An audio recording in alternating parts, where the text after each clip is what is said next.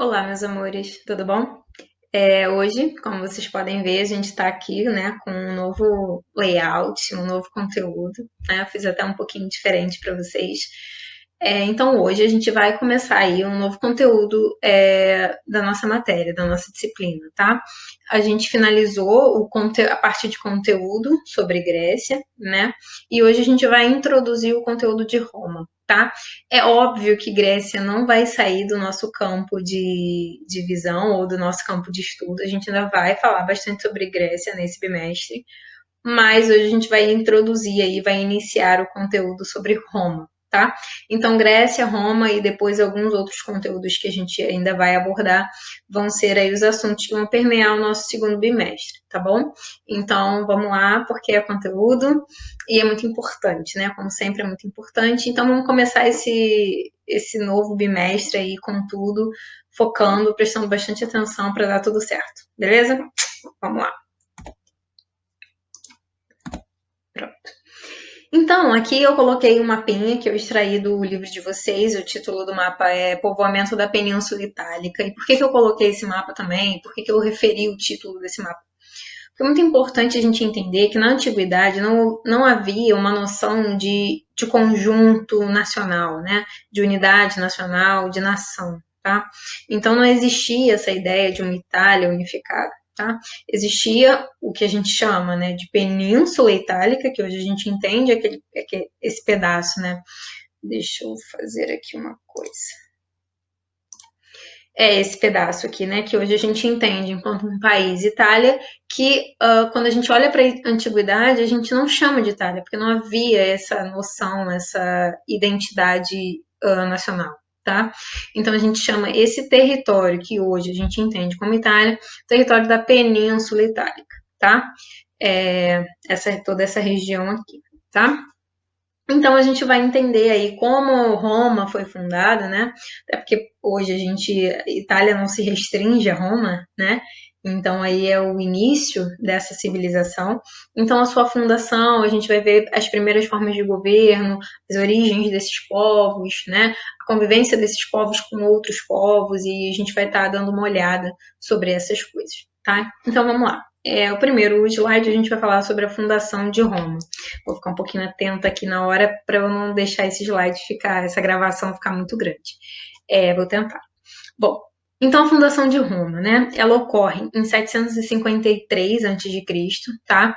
Os povos que deram origem, né, a Roma, eles são originários dos povos da região do Lácio, tá? Por isso essa ideia de latinos, tá? E de outros povos, né? Então, Roma, ela é composta por esses povos latinos, porque da região do Lácio, e também de outros povos ali da região próxima à Península Itálica, tá?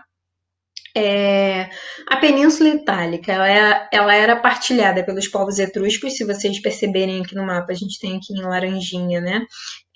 Os povos etruscos, tá? E gregos também aqui na região da Sicília, no sul da Itália, tá? E esses povos, né, é muito interessante a gente ver o quanto os povos da antiguidade eles influenciavam a cultura uns dos outros, né? Então esses povos etruscos e gregos eles exercem forte influência na cultura, na religiosidade e até nas práticas políticas romanas. Ou seja, Roma ela é herdeiro de práticas e de formas de existência, de valores e de culturas de outros povos, tá? Bom, então, inicialmente, Roma ela vai estar sob domínio etrusco, tá? A gente viu aqui no mapa, né? Os etruscos, a gente vai ver aqui a região da Roma, tá? Então, inicialmente, Roma vai estar sob domínio etrusco, ali no século VII a.C., tá? E aí a gente vai ver, né? O título do slide é da monarquia etrusca à República Patrícia. Então, a gente vai ver a passagem aí dessa monarquia etrusca, né? Que dominava ali a região de Roma para uma república dominada pelos patrícios, tá? Que é uma classe que a gente vai ver, que a gente vai estudar. A gente vai ver os povos, né? Os grupos sociais que compunham a Roma antiga. E a gente vai ver que dentre eles figura os patrícios, tá? Então, nesse período, Roma estava sob domínio etrusco, tá? E aí, Roma, inicialmente, né, nas suas origens, ela tinha como prática, né, produtiva e econômica, a formação de aldeias de pastoreio, ok? Ou seja, as comunidades elas se dedicavam ao pastoreio de animais e à agricultura, tá? Então, dessa realidade, né, de aldeias produtoras de gêneros agrícolas e de pastoreio de animais, a gente vai ter uma passagem a uma cidade-estado, né, com o governo real, ou seja, com uma realeza, com um rei a governar aquela região, tá? Então a gente vai passar de uma realidade a outra. Bom, o rei, né, ele detinha o poder executivo, ou seja, o poder de administrar, ele detinha o poder legislativo, que era o poder de criar as leis, de tomar as decisões, as regras, né, do jogo político. Estava também, né, sob a alçada desse rei, o poder judiciário, né, o poder de julgar as questões que surgissem na região, tá? E também o poder religioso, ou seja, havia uma concentração de vários poderes nas mãos desse rei, tá? Entretanto, esse rei ele estava limitado a um conselho de anciãos conhecido como Senado, né? Que a gente tem um bocado de familiaridade com o termo, né? Que autorizava ou não as leis, ou seja, o rei ele poderia sim criar as leis, ou seja, criar as regras que ditariam a convivência daquela sociedade, mas o Senado poderia ou não autorizar essas leis. Então existia uma outra autoridade ali, né, que permitia que as decisões do rei elas fossem ou não adiante, tá? Bom, deixa eu passar para cá. Agora a gente vai falar como funcionava essa monarquia e como funcionava essa sociedade, né? Entender, na verdade, o funcionamento social dentro de uma lógica monárquica, tá? Então a gente tem 4 grupos sociais principais aí. A gente tem os patrícios, os clientes, os plebeus e os escravos, tá? Então a sociedade ela estava dividida nesses grupos, tá? Bom, os patrícios, eles eram os principais proprietários das terras, as terras mais férteis, né? Eram eles que detinham a sua posse. Eles tinham os maiores rebanhos e as principais minas da região, tá? Eles exerciam o poder político no Senado, ou seja, o poder de veto, né, ou de aprovação ou não das leis, pertencia a esse grupo social, aos patrícios, tá? Eles também eram os patrícios que tinham os cargos de poder ali na cúria, que a gente vai ver daqui a pouco como se estruturava isso, tá?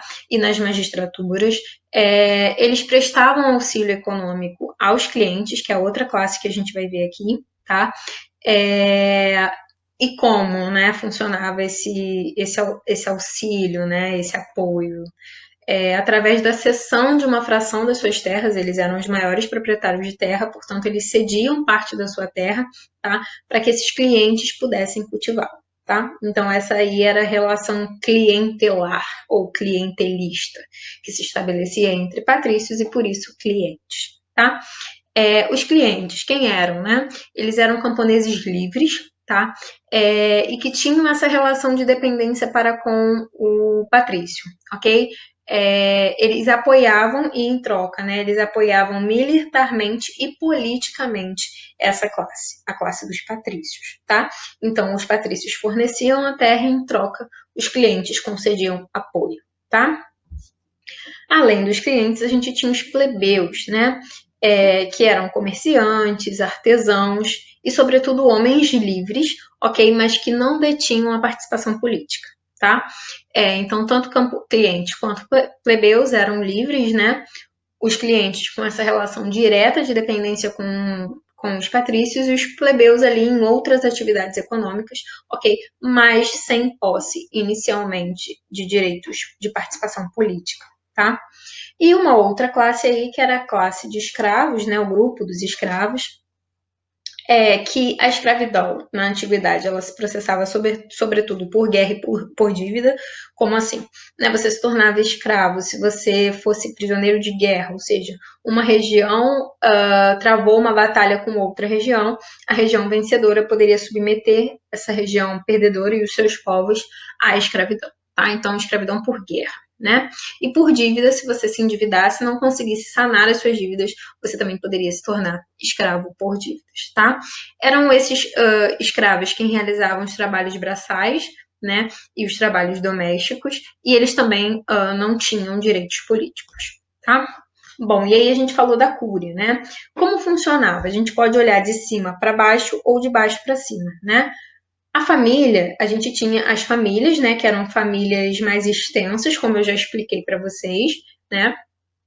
Cada família tinha o homem mais velho, que era o principal, né? Que era aquele que tomava as decisões, que respondia pelos demais membros daquela família, né? Ou seja, eu tenho lá o homem principal, né?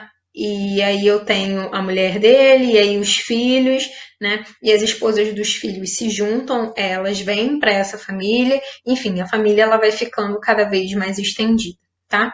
As mulheres, né? As filhas mulheres, elas vão para a família dos seus maridos e assim vão se compondo as famílias, tá? Cada família a soma dessas famílias, elas formam clãs, né, que é uma, digamos que numa lógica hierárquica, é algo um pouco acima, então eu tenho várias famílias aqui embaixo, e acima eu tenho um clã, e aí mais várias famílias e outro clã, tá? E aí, a base das assembleias dos cidadãos e do exército eram as cúrias, né? Então, a partir da família formam-se os clãs, a partir dos clãs a gente tem o poder, né? Quem exerce o poder nas cúrias para tomada das decisões políticas e as decisões correlatas à guerra, à defesa, ou seja, concernentes ao exército, tá? E isso a gente está pensando aí como era a organização política, social e econômica da Roma antiga, tá? Nesses primeiros momentos, né? No período monárquico da Roma, tá? Uma coisa em comum, né, entre essas famílias, esses clãs, era o culto a um antepassado comum, né? Ou seja, era o culto, a reverência, o respeito, né, que se tinha a esse ancestral comum daquela família ou daquele conjunto de famílias, entendido como clãs, tá? Só que o que vai acontecer? A gente tinha, né, uma monarquia etrusca aí dominando o poder em Roma. Só que em 509 a.C., os romanos eles vão se revoltar, comandados principalmente pelo grupo mais forte, né, mais poderoso, que eram os patrícios. Os romanos eles vão se opor à tirania, ou seja, ao excesso de poder, um poder autoritário e considerado não legítimo por esses romanos, tá? Então os patrícios eles vão se revoltar, né? Eles vão comandar uma revolta contra o rei etrusco.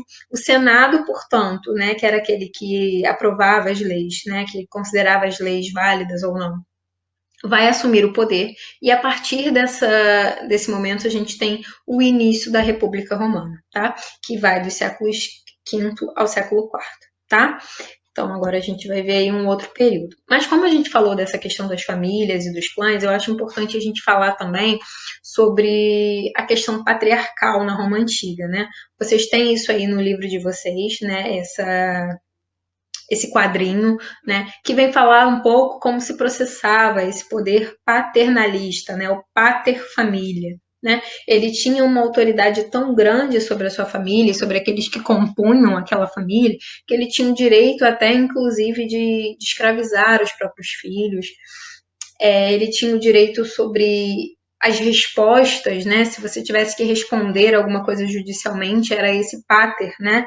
Esse pai principal, que era a cabeça daquela família, né, que respondia por isso. Então é muito interessante ler esse quadrinho, porque ele fala um pouco sobre essa sociedade patriarcal romana, tá? Bom, e aí eu falei para vocês que a gente vai falar agora sobre a República Romana, né? Então a gente entender como foi esses primórdios da República Romana. Importante que hoje eu vou me estender pelo período republicano, mas eu não vou iniciar o período imperial, o período do Império Romano. A gente vai estudar num outro momento, que senão a gente ia ficar aqui durante muito tempo, porque, enfim, são muitos assuntos para serem trabalhados, tá? Então, como vai funcionar, né? Qual vai ser a realidade dessa Roma republicana nos seus momentos iniciais? A gente vai ter com o fim da monarquia, a gente vai precisar reforçar a defesa, o exército romano, né? E aí a gente vai ter o reforço, a cavalaria, ela não vai ser mais a principal forma de defesa, a gente vai ter o reforço da infantaria plebeia, ou seja, os plebeus vão ser uma importante figura de reforço desse poder bélico do exército romano, né?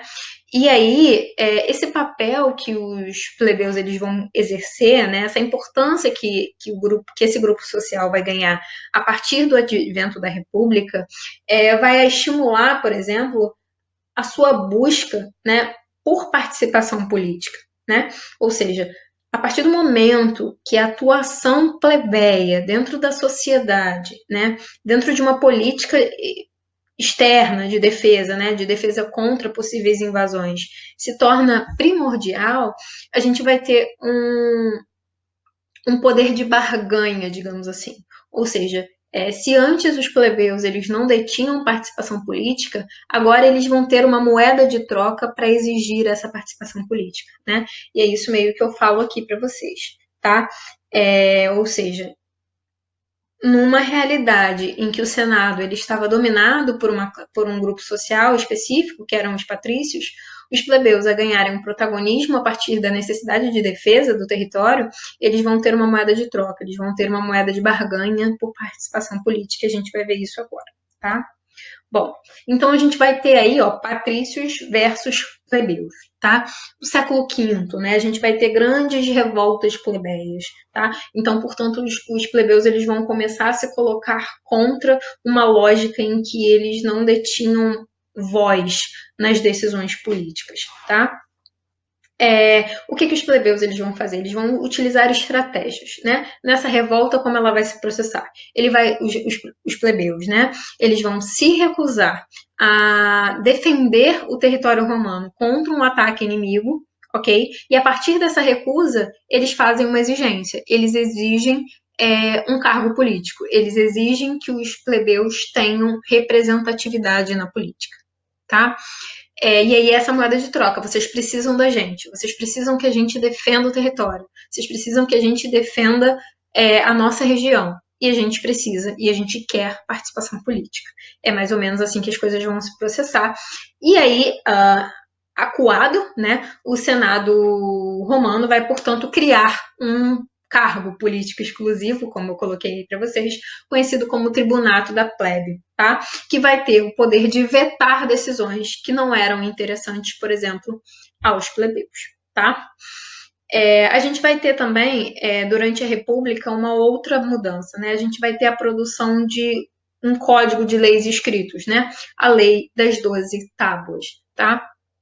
Antes disso, o direito, né, ele se baseava num direito consuetudinário, ou seja, num direito baseado nos costumes, né?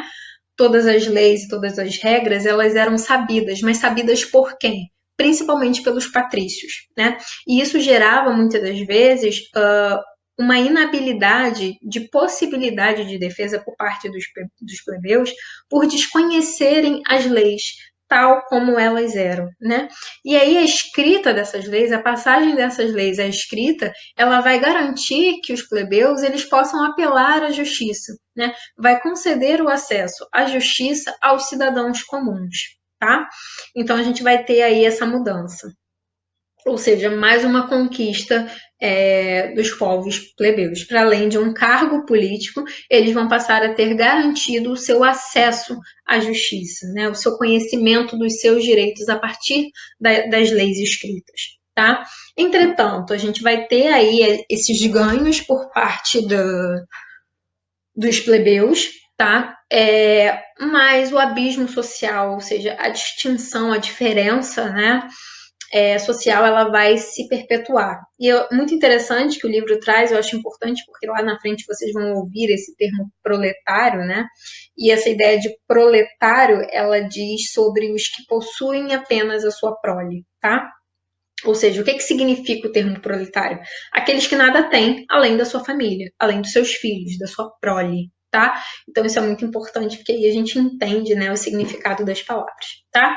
Uma outra coisa que vai ser uma conquista também é que outrora o casamento entre patrícios e plebeus, gente, às vezes é muito RL na mesma frase, e aí eu tenho que falar pausadamente, porque senão não sai, é quase um trava-língua. Mas enfim, vamos lá. Outrora, o casamento entre patrícios e plebeus, ele era proibido, tá? Então, a partir da República, né, a gente vai ter, portanto, a abolição dessa proibição. Os casamentos, eles passam a ser permitidos. Significa que a parcela mais pobre dessa sociedade vai casar com a parte mais rica dessa sociedade? Não. Né? Geralmente, plebeus enriquecidos pelo comércio são aqueles que vão contrair matrimônios com patrícios que já não estavam assim tão enriquecidos, mas que tinham grande status dentro da sociedade. Tá? Bom, expansão territorial e concentração de terras. Aqui a gente já vai ver o princípio do que vai se tornar o império, né? O império nada mais é do que a expansão geopolítica, né? A expansão político-territorial. Então, o processo de expansão territorial que vai ser feito por Roma, ele ao invés de... Parece contraditório, parece complexo de compreender, né? Como assim a gente amplia o território e a gente aumenta a concentração de terras, né? Porque esse território ele era expandido, mas as terras elas não eram distribuídas, elas eram concentradas por aqueles que já detinham a sua posse, né? Que eram os patrícios. Né? Então a gente vai ter uma expansão territorial que não vai conceder uma igualdade, que não vai distribuir as terras, que vai manter concentradas essas terras nas mãos de quem já as detinha. Tá? Essa concentração de terras, essa expansão territorial com a manutenção da concentração de terras, vai gerar uma outra prática, né, que é a prática da escravidão, ou seja, muitos pequenos proprietários eles vão começar a se endividar e se tornar escravos em função disso, ou seja, eles vão adquirir dívidas, não vão conseguir sanar essas dívidas e através dessas dívidas eles vão se tornar escravos. Entretanto, como a gente viu para o caso grego, né, em Roma, no ano 326 a.C., também vai ser abolida a escravidão por dívidas, ou seja, a dívida não poderia mais ser uma razão para escravizar uma outra pessoa, um outro ser humano, tá? Então a gente vai ter essa prática existindo em Roma também, que tal como na Grécia foi abolida, tá? Bom,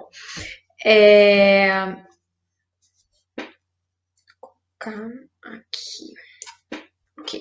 Bom, e aí a gente vai ter aí, a gente viu um pouquinho das guerras, né, que os gregos foram protagonistas, agora a gente vai ver que para o caso romano isso também acontecia, né? Hoje a gente vai ver o caso das guerras púnicas, né, que opõem romanos aos cartagineses, tá? Eu coloquei aqui só um pedaço desse mapinha, né? Aqui a gente tem a região de Cartago, tá? E aqui a gente tem a região de Roma. Então, a disputa entre esses povos, entre essas duas regiões, vai se processar em função do domínio dessa região aí, das rotas comerciais dessa região aqui, tá? Se vocês verem, né, ambos estão aqui em extremos, né? Por exemplo, aqui do Mar Tirreno, mas a gente vai ver que o conflito entre eles vai se processar justamente pelo controle das rotas marítimo-comerciais dessa região. Tá? Os cartagineses, portanto, eles eram... Grande parte da economia deles girava em função do comércio marítimo, né?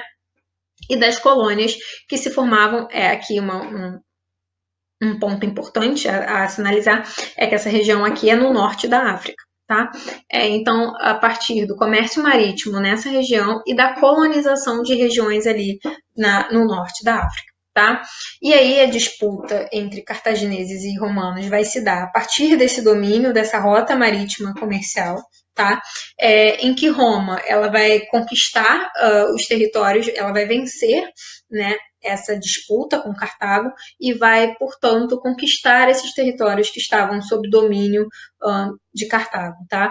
Então, o processo, como eu falei para vocês, o processo de expansão do território romano, esse processo de criação de um império, o Império Romano, ele se dá durante o período republicano, né, que culmina no período imperial. tá? Ou seja, a passagem da República para o Império já é uma passagem de expansão territorial que culmina nessa ideia de império já estendida e que se amplia ainda mais, né? Até o fim do Império Romano, que a gente também vai ver. Acredito que na próxima aula. Vamos ver se o vídeo não vai ficar muito grande, tá? Então é isso. Essa disputa entre cartagineses e romanos vai ter como vitorioso, né, os romanos. Roma vai vencer essa disputa e vai dominar, portanto, os territórios anteriormente pertencentes a Cartago, tá? Bom, às vezes, gente, é muito trava-língua.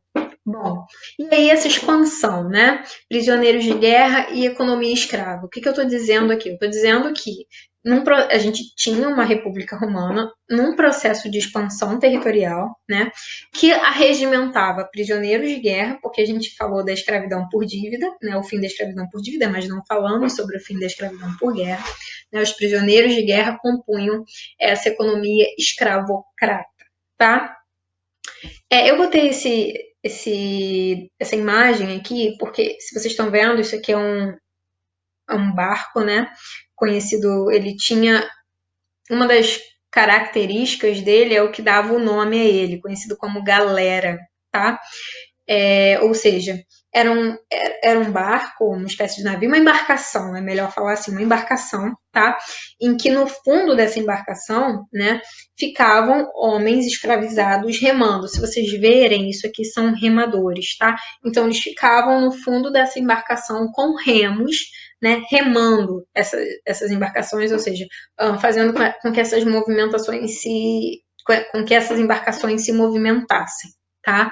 Então, portanto, os remadores das galeras, conhecido como galera, né, que era essa parte inferior dessa embarcação, onde ficavam escravizados remando, né, para que essa embarcação ela se movimentasse no mar, tá? Então, os remadores das galeras, né, e trabalhadores das minas, ou seja, a escravidão, o trabalho escravo, ele se processava dentro dessa lógica, tá? De remo, né, dentro dessas embarcações, de trabalho nas minas, mas não só. Essa era uma forma, né, de trabalho escravo, do exercício do trabalho escravo. Uma outra forma eram os gladiadores, né, aqueles grandes espetáculos, né, se assim a gente pode nomear, dos gladiadores romanos. Muitos desses gladiadores eram escravos que lutavam até a morte, né? Nesses ditos entretenimentos que eram realizados, por exemplo, no Coliseu de Roma, tá? Uma outra forma de trabalho também era um trabalho mais urbano, tá? Ou seja, realizado na urbe, né, na cidade. Que era um trabalho que concedia uma maior autonomia para esses escravos ou escravizados, né? Melhor colocada a palavra assim. Que realizavam serviços domésticos, produção artesanal e atuavam no comércio. Ou seja, esses trabalhadores dentro das cidades, esses trabalhadores escravizados, né? Melhor a gente usar o termo escravizados ao invés de trabalhadores, enfim, porque a escravidão, ela qual é a palavra? Ela imputa, né, um trabalho, mas é um trabalho escravizado, então a gente precisa nomear as coisas, né? Portanto, esses escravizados, eles tinham maior autonomia, tá, de circulação, e a gente tem um grande caso aí dessa realidade escravocrata da antiguidade que diz respeito aos Espartaco, que foi a grande revolta dos escravizados, tá? Bom, e aí acho que agora a gente está caminhando para o final, que bom, eu acho, eu não marquei exatamente, mas acho que tem quase meia hora, gente, que a gente está aqui, agora que eu vi. Vamos lá, então, vamos acelerar isso. Eu fico aqui falando, explicando para vocês, eu nem sinto o tempo passar. Mas vamos lá, que eu acho que esse é o último slide, tá? A gente tem, né? Vocês vão escutar ao longo desse processo de ensino de vocês falar sobre reforma agrária. Em muitos momentos na disciplina de História e na de Geografia, vocês também vão ouvir esse termo de reforma agrária, que significa distribuir terras, né? redistribuir as terras, partilhar as terras, conceder terra a quem não tem terra, tá? E a gente tem, né, a questão da terra, ela é tão antiga quanto histórica, né? Ou tão histórica quanto antiga. Portanto, a questão da distribuição de terras, do acesso à terra, da posse da terra, ela é uma questão antiga, tá? Então, na Roma antiga, a gente vai ter o caso dos irmãos Graco, Tibério e Caio Graco, tá? Eles vão tentar implementar uma reforma agrária. Mas antes da gente falar disso, a gente tem que entender qual era o contexto e a conjuntura da Roma na antiguidade, tá? Então, nesse período, a gente vai ter uma tentativa por parte de Roma de controlar a crise e combater a fome, né? Porque lembra que eu falei para vocês que a desigualdade social, o abismo social entre patrícios e plebeus, ele não tinha sanado com aquela participação, com a possibilidade de participação política que os plebeus vão conquistar com o tribunato da plebe. Então, esse abismo social, essa diferença social, a fome, né, a miséria, ela vai continuar compondo a realidade romana para o grupo dos plebeus, né, e dos escravizados também. Bom, e aí de forma a tentar conter possíveis revoltas sociais, revoltas da população, a República Romana, ela vai implementar uma prática que ficou conhecida como a prática do pão e circo, né? A política do pão e circo. Ou seja, eu ofereço pão à população e eu ofereço distração a essa população para que ela não se revolte. Ela tendo o essencial, ela tendo alimento e ela tendo entretenimento, a gente consegue, portanto, camuflar as desigualdades sociais e conter a revolta dessa população. Tá? Isso era o que se passava na mentalidade da República, né? Daqueles que detinham o poder na República Romana. Só que Tibério Graco, né, ele vai achar que isso não era suficiente, que isso não resolvia, né? E aí o que ele vai fazer? Ele vai tentar uma política de reforma agrária, ou seja, uma política de distribuição ou de redistribuição de terras no ano de 133 a.C., tá? Por parte dos seus pares políticos, isso vai ser considerado uma tirania, né? Um autoritarismo por parte de Tibério. Eles vão considerar que Tibério está sendo tirânico e autoritário, que isso é um sacrilégio e, portanto, ele vai ser assassinado, tá? O seu irmão, Caio Graco, um pouco depois, ele vai tentar novamente, né, colocar essas propostas de reforma agrária, que vai ter êxito, né, um breve êxito, como eu coloco aí para vocês, entre os anos de 123 e 121 a.C., aí 2 anos, né, até que ocorre uma nova conspiração por parte dos senadores, né, que retiram todas as conquistas que Caio Graco havia conseguido, né, politicamente, através de legislação, tá? Então, a gente vê aí que a questão da reforma agrária, que a questão da tentativa de extensão de igualdade para boa parte da população, ela já rege a nossa sociedade, ela já é ponto ou pauta da nossa sociedade desde a antiguidade, ou das sociedades desde a antiguidade, tá? É isso. A gente finalizou, portanto, a aula de hoje, tá? Eu espero que não tenha ficado muito grande, eu vou saber agora, porque eu não marquei exatamente, mas acho que deve ter dado cerca de 30 minutos. Mas é isso. Eu espero que vocês tenham gostado. Na próxima aula a gente vai ver a continuidade disso, tá? Então, um beijo, se cuidem, qualquer coisa a gente se fala, tá? Qualquer dúvida já sabem, é só mandar no chat, tá? Um beijo, tchau, tchau.